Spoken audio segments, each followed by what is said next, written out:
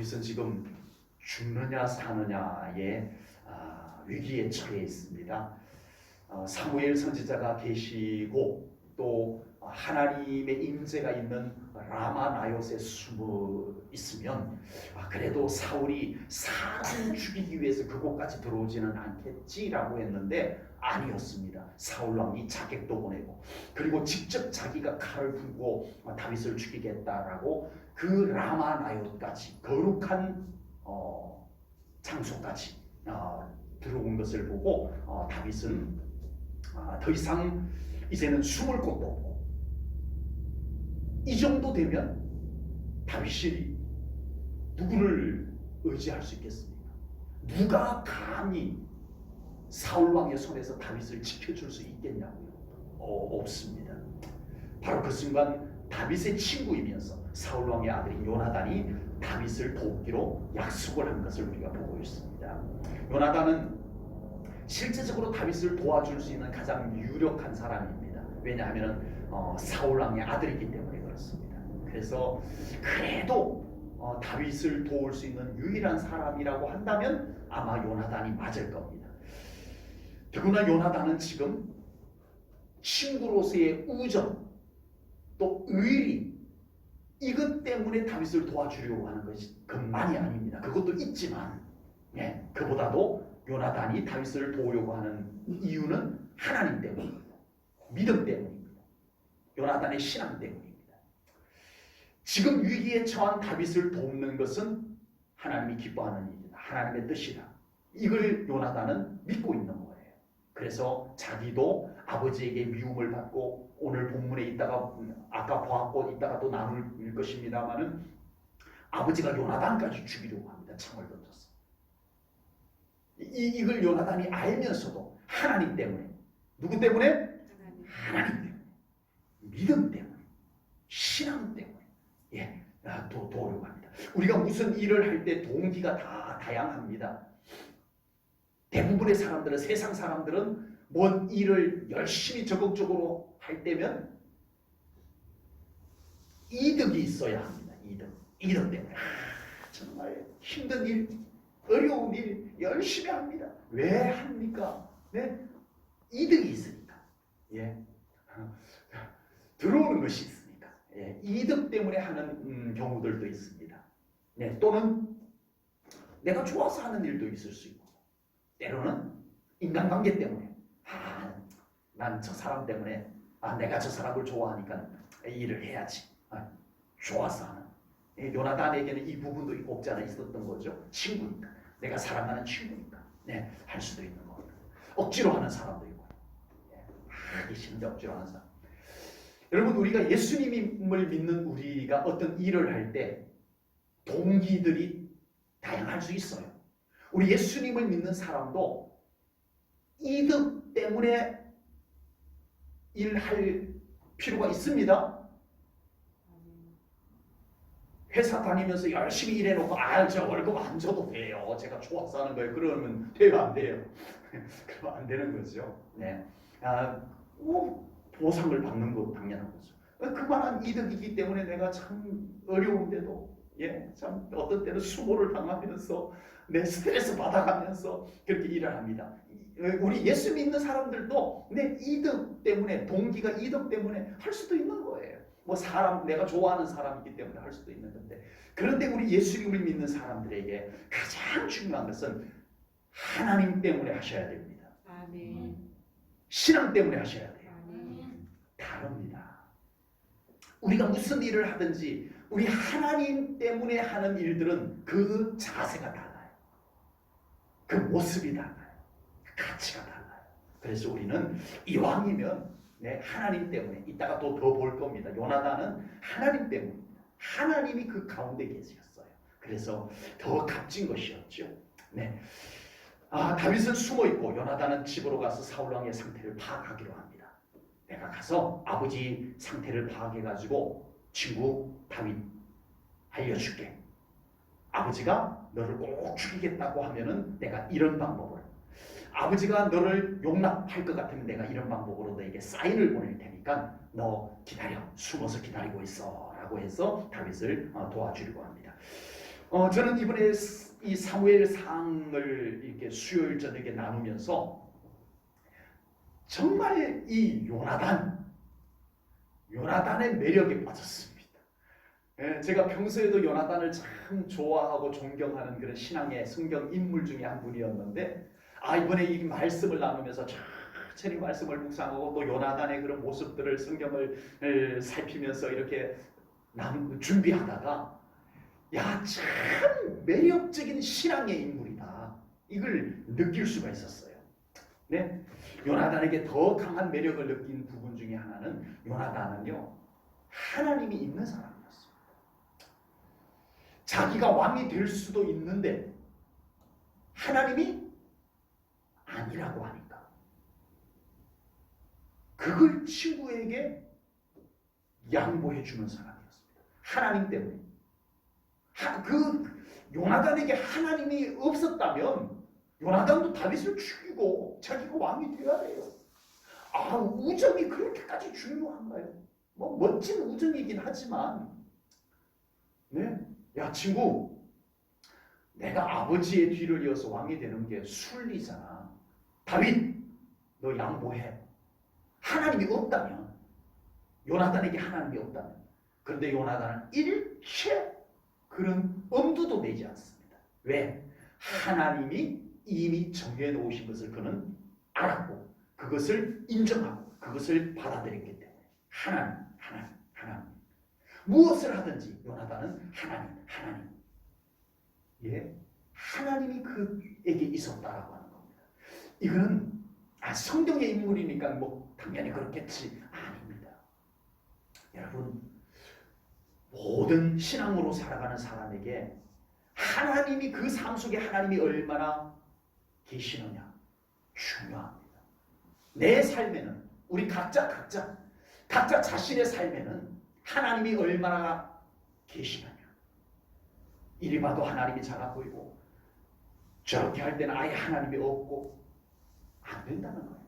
내 삶의 현장 속에 하나님이 안 보이는 때가 너무 많다, 이건 아니라는 거예요.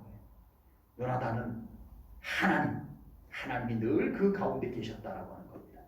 지금 요나단은 다윗의 문제를 앞에 놓고 자신이 할 수 있는 최선을 다하지만 그 다음은 전적으로 하나님께서 해주셔야 된다는 믿음을 가졌어요. 내가 할 수 있는 최선은 다하지만, 네, 더 이상 내가 할 수 없을 때는 어떻게 해요? 하나님께 맡기는 거예요. 네, 이 순간 멋진 믿음의 사람인 다윗에게 이 방법이야말로 진짜 도전이 되는 겁니다. 예, 친구 요나단이 자기를 위해서 다윗을 돕기 위해 가지고 최선을 다합니다. 네, 할 수 있는 거 최선을 다하고 최선을 다했는데도 안 돼. 그래도 사울이 죽이겠다는 거예요. 그러니까 요나단이 어떻게 해요? 안 되겠다, 포기하고 죽자, 이게 아니었다는 거예요. 하나님께 맡기자.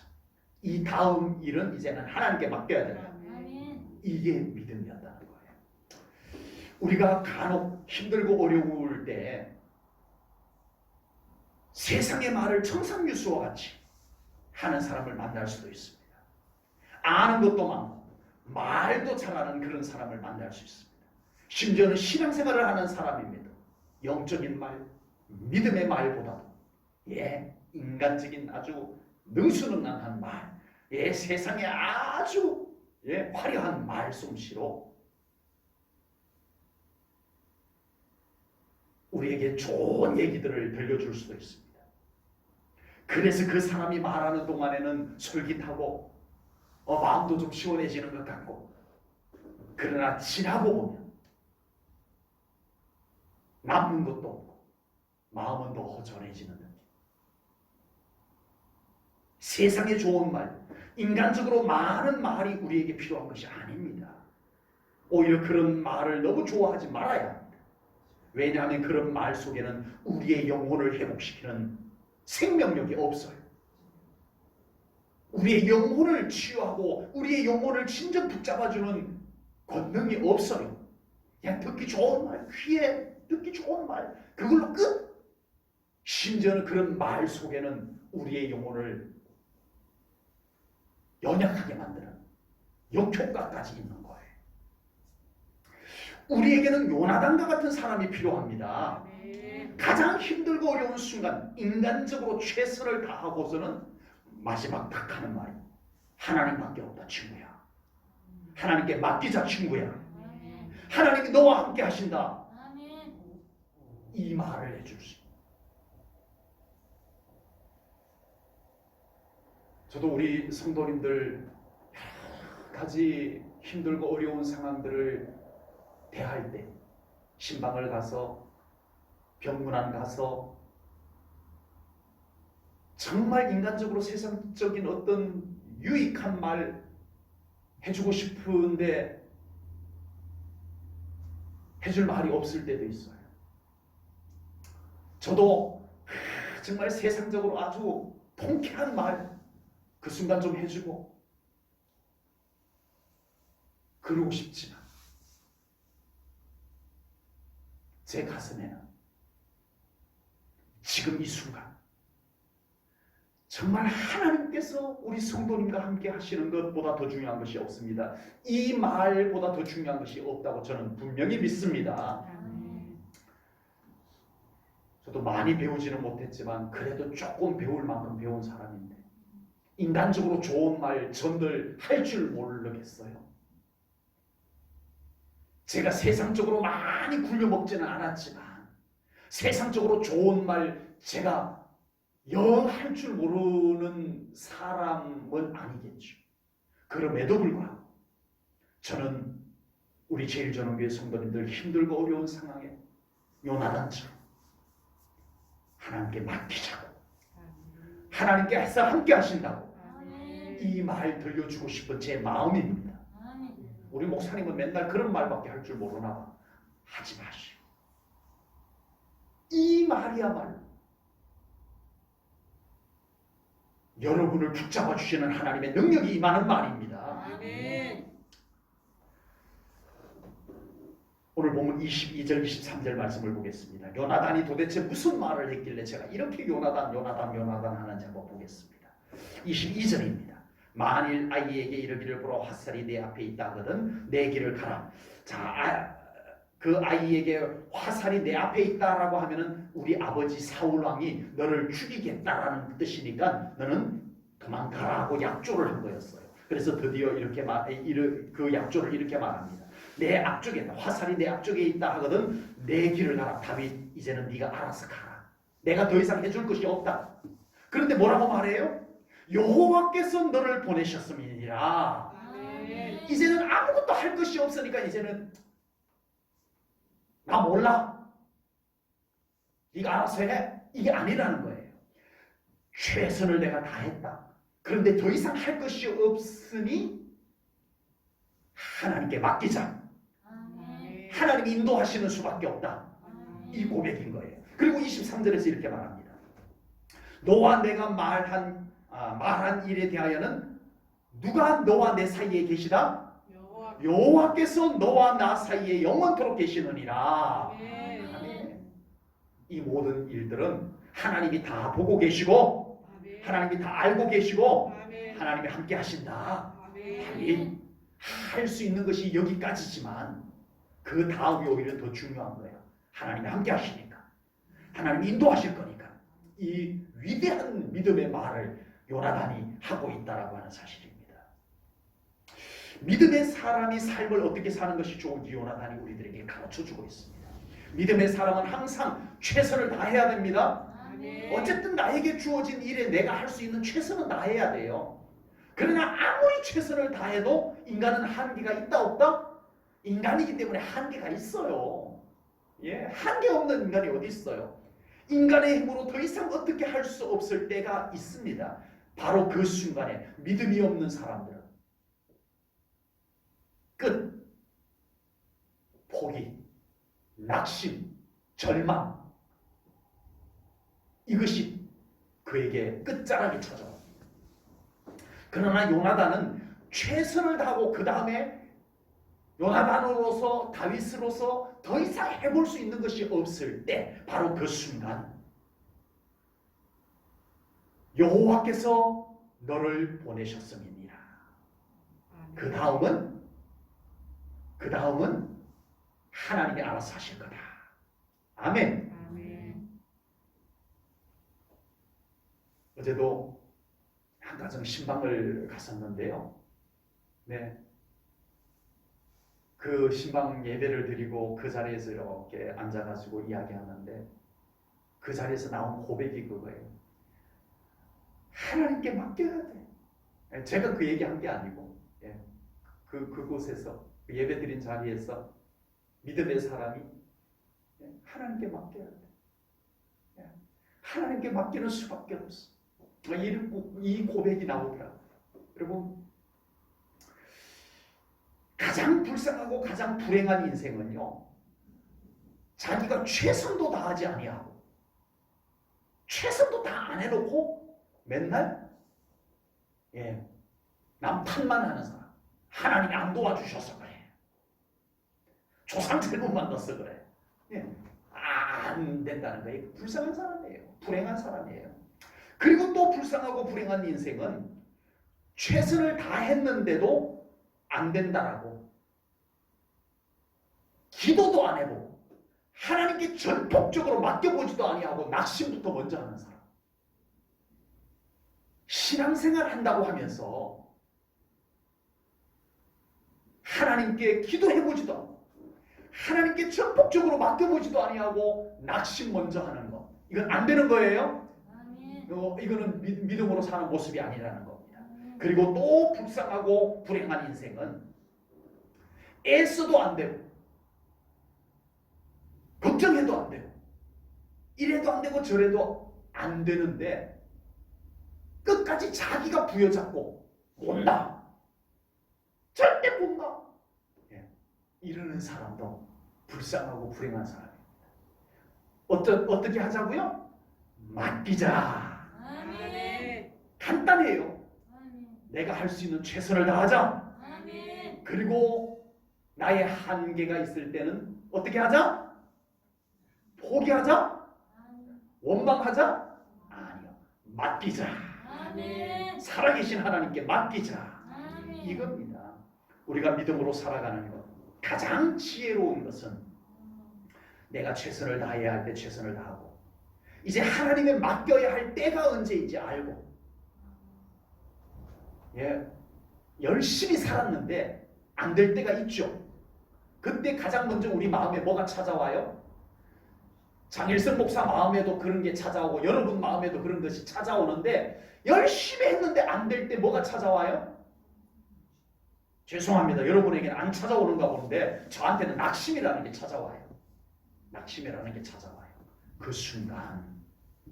그 순간 낙심을 떨쳐버리고 우리 하나님 앞에 맡기고 기도하며 나아갈 수 있는 이 믿음의 삶을 우리 성도님들도 꼭 살아갈 수 있기를 주님의 이름으로 축복합니다. 아멘. 자, 오늘은 영이 잘못된 사람 사울왕을 좀 나누어야 될 것 같습니다. 오늘 본문에 우리는 영이 잘못된 사람, 영적으로 잘못되어 버린 이 사울왕, 얼마나 믿음이 좋았던 사람이에요. 정말 멋진 믿음으로 출발한 사람이었습니다.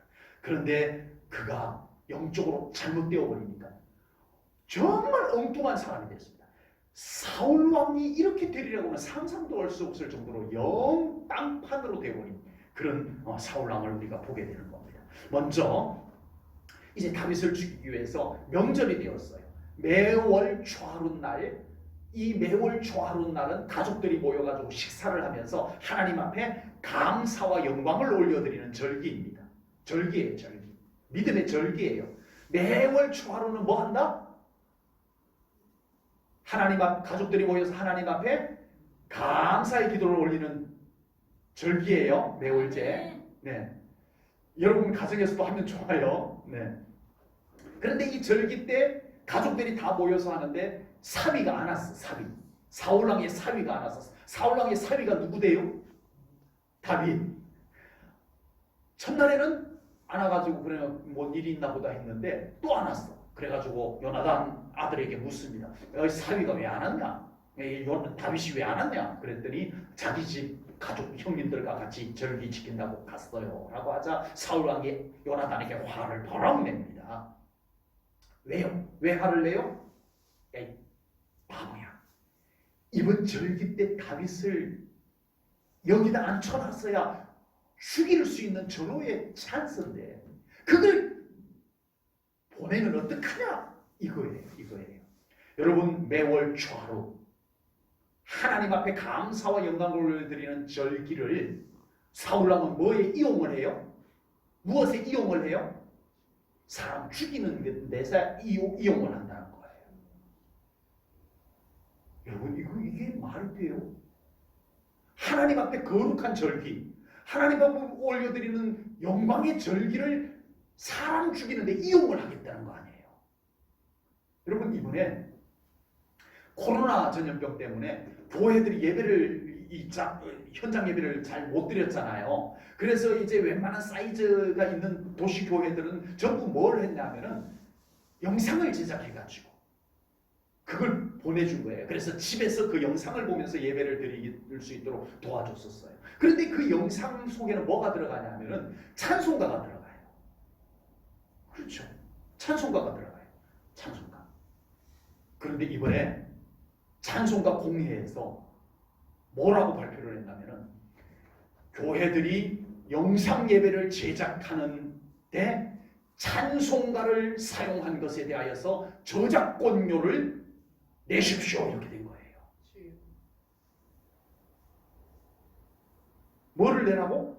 찬송가를 사용했으니 우리에게 찬송가 공회 우리에게 찬송가 저작권료를 내시오라고 했어요. 찬송가가 누구 거예요? 지 거예요? 이런 정신 나간 사람들이 어디 있어요? 그래서 저작권료를 내지 않을 경우에는 고소 조치를 하겠습니다. 이렇게 공지를 올렸어요. 그래가지고 이게 막 문제가 되고 그렇게 되니까 그걸 또 살짝 바꿔서 내용을 바꿔가지고 올렸더라. 찬송가 갖고 뭔 돈을 벌겠다고? 하나님께 영광을 올려드리는 찬송가를 가지고 뭔 돈을 벌겠다고? 저작권료 내놓으라고 교회들에게. 하나님의 영광된 것을, 하나님의 거룩한 영역의 것을 가지고 왜 이런 짓을 하냐고요. 교회를 자기의 이득을 챙기는 곳으로 이용하고 거룩한 신앙을 이용해서 자신의 명예와 이득을 챙기려는 현상 안 되는 거예요. 예배가 순수하게 하나님께 영광을 올려드리는 예배가 되어야 되는데 예배가 불순한 동기들로 다른 목적들을 가지고 예배를 드리려고 하는 현상들 안 된다는 겁니다. 교회 안에 이런 사람들이 있으면 교회 전체 분위기가 이상한 방향으로 흘러갈 수밖에 없습니다. 심지어는 이런 사람들 분별하지 못하고 거기에 동조하고 따라가는 사람들이 많다는 거예요. 그래서 교회가 주님의 교회가 되기보다는 사람의 교회가 되어져 버리는 이상한 현상이 생겨나게 되는 겁니다. 우리는 여러분 하나님의 거룩한 영역 지켜드려야 됩니다. 아멘. 절기를 왜 사람 죽이는데 이용하려고 해요? 사울왕이요. 거룩한 영역은 하나님의 것이에요. 아멘. 예배는 하나님의 영역입니다. 아멘. 말씀은 하나님의 영역입니다. 교회는 주님의 영역입니다. 이걸 우리가 함부로 침범해서 내가 어떤 것을 거기에서 행사하려고 하는 것은 위험한 거예요. 위험한 거예요. 사울왕의 영혼이 잘못되니까 또 하나 자기 아들까지 죽이려고 합니다. 사울왕은 단창을 들고 자기 아들을 찔러서 죽이려고 합니다. 이게 말이 됩니까? 왜 이 지금까지 사울왕이 됐냐고. 오늘 본문 33절 말씀을 보겠습니다. 사울이 요나단에게 단창을 던져 죽이려 한지라 요나단이 그의 아버지가 다윗을 죽이기로 결심한 줄 알고 아무리 다윗을 죽이고 싶어도 그렇지 어떻게 자기 아들까지 창을 던져서 죽이려고 하나 이 지금까지 됐냐고. 영혼을 악령에게 팔아먹어버린 사울왕. 여러분 신앙심은 바닥이 나버리고 증오가 이 안에 가득 찾아 한 사람이 이 정도가 될 수 있다는 거예요. 부끄러워서 처음 왕이 되었을 때 부끄러워서 행구 뒤에 숨어가지고 성령 충만해가지고 감히 하나님의 백성들을 괴롭혀 그러고 나가가지고 전쟁을 하고 이겼던 그 사울이 아니라는 거예요. 그 사울이 아니라는 거예요. 우리가 늘 하나님 만나고 우리의 영혼을 주님의 손에 맡기고 살아야 하는 중요한 이유가 많이 있습니다. 여러분, 우리의 영혼이 혼탁하지 않도록, 우리의 영혼이 비뚤어지지 않도록 날마다 우리의 영혼을 지켜내야 됩니다. 여러분, 아멘. 돈 있다고 다 되는 거 아니에요. 건강하다고 다 되는 거 아니에요. 왕이 되었다고 다 된 거 아니에요. 그 영혼을 팔아먹어버리니까 세상에 이룰 수도 있다는 거예요. 여러분, 우리는 날마다 우리의 영혼을 주님의 영광으로 비춰야 됩니다. 아멘. 믿음의 샘을 우리의 영혼에 늘 마시고 기도로 우리의 영혼을 잘 다스려야 됩니다. 아멘. 그래야 우리가 믿음의 사람답게 끝까지 살아갈 수 있는 거예요. 누구도 장담 못합니다. 어느 누구도 장담 못합니다. 지금까지 사울왕은 이유도 없이 다윗을 죽이려고 했습니다. 다윗이 죽어야 될 만한 이유가 없는데도 사울왕이 죽이려고 한 거예요. 그런데 오늘 본문에서 사울왕이 다윗을 죽이는 이유를 자기 입으로 밝힙니다. 본문 31절입니다. 이새의 아들이 땅에 사는 동안은 너와 내 나라가 든든히 서지 못하리라. 그런즉 이제 사람을 보내어 그를 내게로 끌어오라. 그는 죽어야 할 자이니라 한지라. 왜 다윗이 죽어야 된다고요? 내 왕의 자리를 지키기 위해서. 요나단, 네가 다음 왕이 되기 위해서 쟤는 죽어야 돼. 이거란 말입니다. 그것이 잘못된 거예요? 그게 잘못된 거예요? 한번 예를 들어 볼게요. 여러분, 인류 역사 속에 반란을 일으켜가지고 왕을 죽이고 모살하고 엉뚱한 사람이 왕이 되는 일이 많아요, 적어요? 왕은 전부 자기 아들을 다음 왕으로 세우고 싶은데 어느 날 엉뚱한 놈이 반란을 일으켜가지고 왕을 처단하고 자기가 왕이다 하고 일어서는 일이 세계 역사 속에 많아요, 적어요? 엄청 많습니다. 그래서 왕들은 꼭 뭘 해요?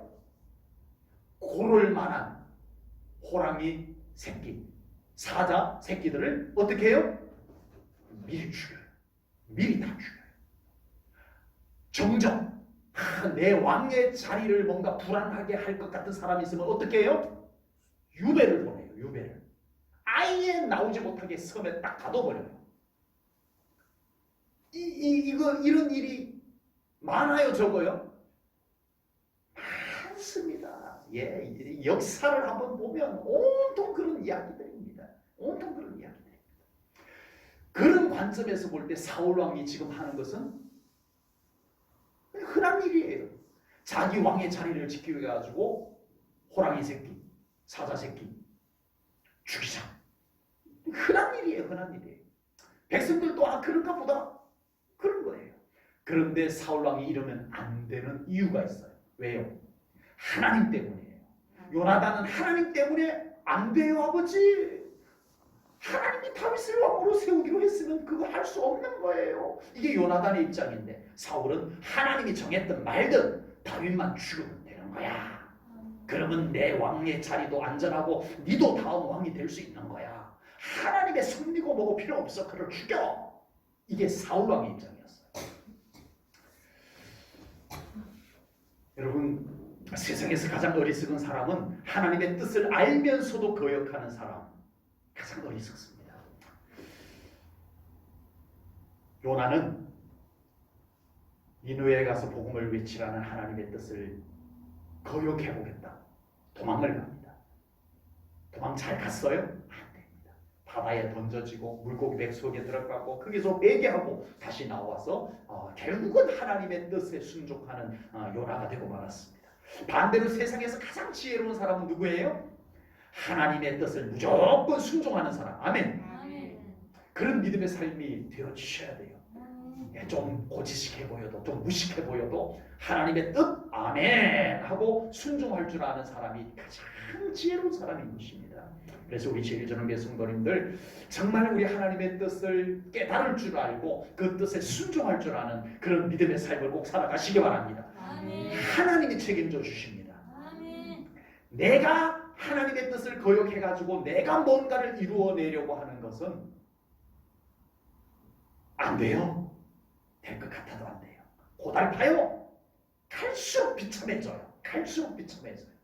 그러나 당장은 손해여도 당장은 아니어도 하나님의 뜻에 내 생각과 달라도 내 마음에 들지 않아도 하나님의 뜻이기에 순종하는 사람을 하나님께서는 결국 책임져 주실 줄로 믿습니다. 아멘. 그런 우리 제일전원교회 성도님들 꼭 되시기를 축복합니다. 아멘. 기도하겠습니다.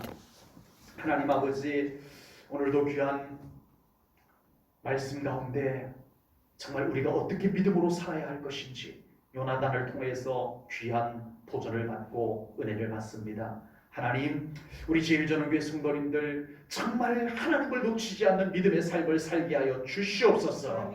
오직 우리 하나님의 은혜 속에 온전히 가는 하나님의 뜻에 순복할 수 있는 그 믿음으로 살아가는 우리 제일전원교회 성도님들 꼭 되게 하여 주시옵소서. 주님께 감사 영광 올려드리오며 예수님 이름 받들어 기도하옵나이다. 아멘.